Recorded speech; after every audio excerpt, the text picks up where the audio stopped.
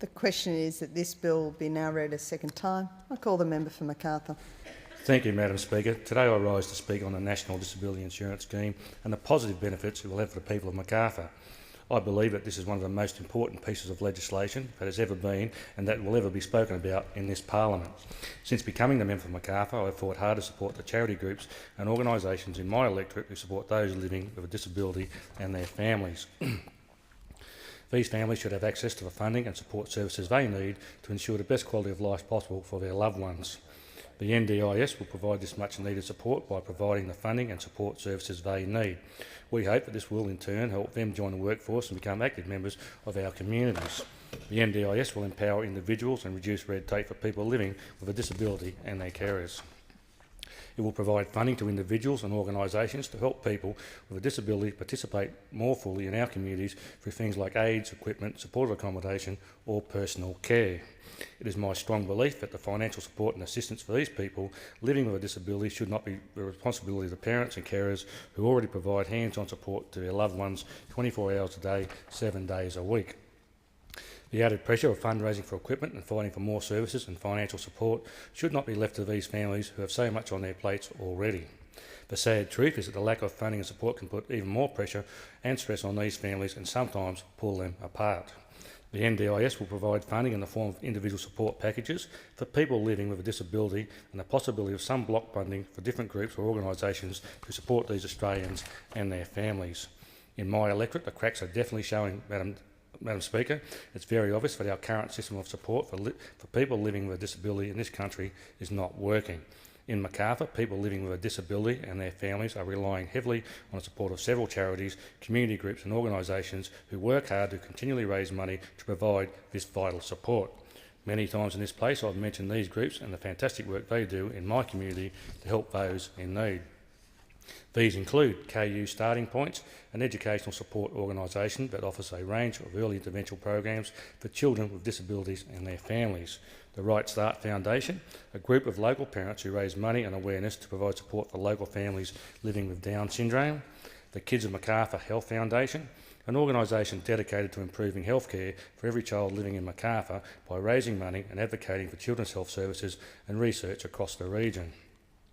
Society 389, an organisation which provides financial support and assistance for families of children with disabilities and special needs. Macarthur Disability Services, a not-for-profit organisation which provides support for people living with disability, people with a mental illness, the aged, families and carers in the Macarthur region. Macarthur Temporary Family Care, an organisation which provides support and high-quality care programs for children of families in crisis and respite care for children and adults who have a physical or intellectual disability. Nova Employment, offering specialist job-seeking assistance and post-placement support for people living with a disability, and the Northcote Disability Services, one of New South Wales' leading service providers for people living with a disability, providing support and services direct to their clients, as well as carers and family members. All of these groups provide vital support to residents in my community and rely heavily on community fundraisers, state and federal government grants, and hard-working volunteers to do the great work they do in my electorate. Many of these groups have played an active role in every Australian Counts campaign to raise awareness of the NDIS in Macarthur. I've attended many of these events and heard firsthand from those families who believe the NDIS will have a huge impact on their lives. While speaking about these groups in Parliament, I've also shared the stories of many children and families in my electorate who have relied on their support. One of these children was Brittany McKenna, who was born with the heartbreaking disease spinal muscular atrophy. Sadly, Brittany passed away in 2008 at just 9 years of age. When I met with Brittany's parents last year, they mentioned the lack of funding and respite for families living with SMA and the added stress this caused to their family. There was limited support offered to Brittany's family and no respite because she was classified as too high medical support. Brittany's mum was proficient in all her medical needs, including her IV medications. In between all of the years spent in hospital, the 41 surgeries and the 24-hour intensive care for their daughter, Debbie and Andrew also had to do their own fundraising for equipment and home modifications to support Brittany. They told me that life by the hospital bed included a constant struggle with red tape, bureaucracy, budgets and politics in an attempt to get some support. My hope for the NDIS is that no family in Macarthur or anywhere in Australia should ever have to experience what this family went through whilst trying to care for a sick child. Brittany's longest single admission in hospital was 21 months. Her dad Andrew was working interstate to support the family financially, and her mum Debbie was by her hospital bed 24 hours a day. Their son Liam was passed around between family and friends to give him some stability and routine. With the help of the community, the family raised hundreds of thousands of dollars to give Brittany the life she deserved. It's no wonder they were left financially, physically and emotionally exhausted. Madam Speaker, in recent years I've become very close to many families in my electorate who love and support someone with a disability. That is why this issue is very close to my heart. It's no secret that I'm a big supporter of the Right Start Foundation, a charity group that supports local families living with Down syndrome. The foundation was started by a group of mums who all have children living with Down syndrome. These ladies continually fight for funding and support and are now raising money to establish Australia's first Down syndrome specific centre in Macarthur to ensure children and families receive all the therapies and support they need for the right start in life. These parents really are an inspirational group of people. Not only do they provide so much love and support for their own children, but they work hard to raise awareness and fundraise to support others living with Down syndrome.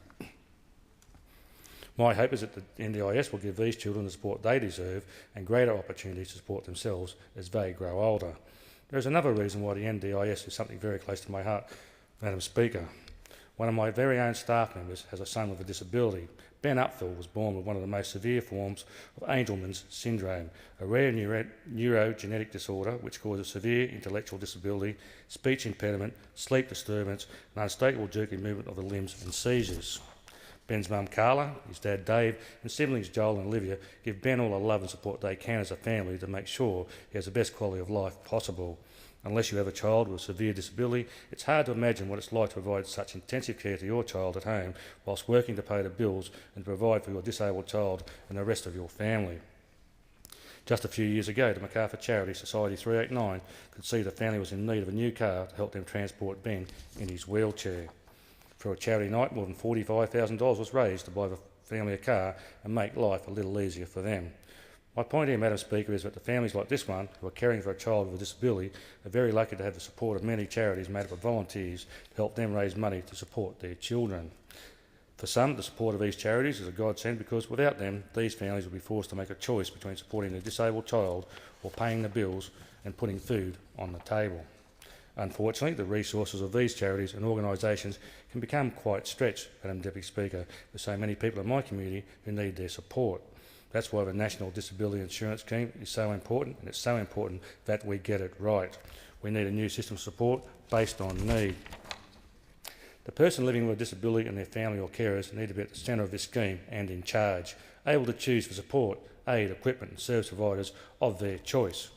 This is the vision of the National Disability Insurance Scheme, which I wholeheartedly support. The Coalition supports the National Disability Insurance Scheme because we know that the current system of support for Australians living with disability is not working. This is why the concept of the NDIS has gained momentum over the past 5 years. In my own electorate, groups like Macarthur Disability Services, Northcote Disability Services, Macarthur Temporary Family Care, Campbelltown, Camden and Wallandilly Councils, Sunnyfield Independence, the Macarthur Disability Network and the Macarthur Diversity Services have all worked together to raise public awareness about the importance of the scheme and show Macarthur supports for its successful implementation. In October last year, I attended Macarthur NDIS Big Disability to hear from these groups and show my support for the NDIS. It was a great day with many families from across my electorate there to share their stories and show their support. Events like this one are very important, Madam Speaker. Not only did it raise awareness for the scheme, but to me it was like a cry for help for these Macarthur families who love their children so much and want to see them given the support they need now and into the future. So many of the parents I spoke to fear what will happen to their children once mum and dad are no longer around to look after them. Yes, many of them have siblings who love them and will take on the role of carer when it's their turn. But it's important that these siblings are given the support they need to carry on this role. I believe that the NDIS will give many parents peace of mind, but even when they are no longer around to provide for their children, the Australian Government will ensure they have access to the support, services and funding they need. And of course, it's just not Macarthur residents who will benefit from the scheme. It's estimated that 7,500 young Australians who require full-time care are currently living in aged care facilities, and more than 700,000 young Australians are being cared for at home by their loved ones. So many young people, so many Australian families who need our help. It's our job to make sure they don't slip through the cracks. Affecting the NDIS gives us an opportunity to do just that. This is why the Coalition has supported the initial work by the Productivity Commission, which confirmed that our current system of support simply isn't good enough. We support the National Disability Insurance Scheme and believe it requires bipartisan support from both sides of government. While we supported the $1 billion promised in last year's budget, it was disappointing that this figure fell short of what the Productivity Commission estimated would be needed in the first 4 years of the scheme by $3 billion. I'd hope to see the Treasurer account for this shortfall in his coming budget. The Coalition has also supported the 5 launch sites for the NDIS and the agreement between the Commonwealth and the New South Wales governments for a full statewide rollout after the launch in the Hunter. We believe that the NDIS can be delivered within the timeframe recommended by the Productivity Commission by a sensible government that manages it well. We are ready to work with the government to see an NDIS delivered as soon as possible, and we believe that we must get this right the first time around, with a very high level of consultation and attention to the detail from now until its full implementation.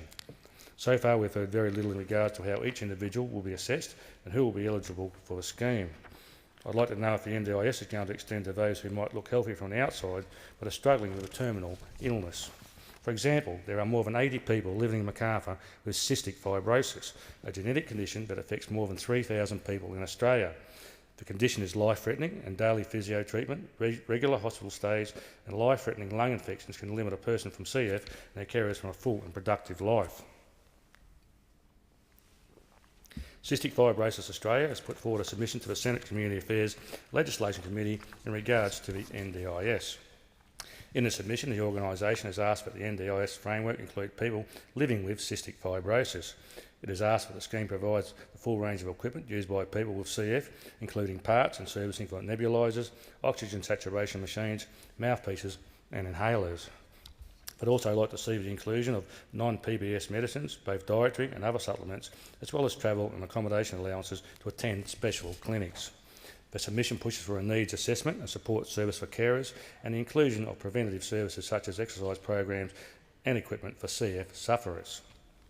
These are just some of the things needed by people living with cystic fibrosis that could be provided under the NDIS.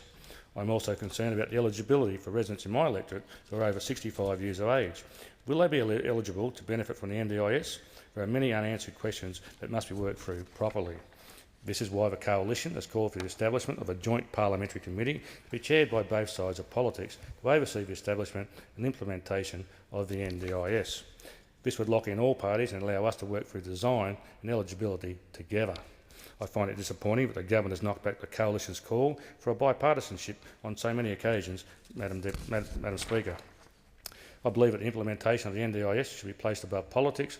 I think that this is a time when we must come together to ensure that we get it right for all people living with a disability in our electorates. There is no reason for one side of politics to take on such an important piece of legislation on its own. I believe if we work together, we can implement one of the best disability policies in the world, one that ensures no person living with a disability falls through the cracks. If the scheme is to succeed, it will need the support of all levels of government in all states and territories across this country. If it's well implemented, the scheme will ensure people with a disability have the support they need today and into the future. I spend a lot of time with families in my electorate who have children living with a disability, Madam Speaker. I'm continuously inspired by their positive attitude and their dedication to breaking down barriers and raising awareness of their child's condition. But no matter how amazing the parent of a child might be, raising a child with additional needs can be extremely challenging and isolating. That is why I believe that it is imperative that we work together on this one, Madam Speaker, because I want nothing more than the best for my community and those Macarthur families who will benefit from this scheme. I wholeheartedly support a national disability insurance scheme for the people of Macarthur and the people of Australia. I hope that as a Parliament we can work together to ensure the scheme is rolled out as effectively and as soon as possible. Thank you.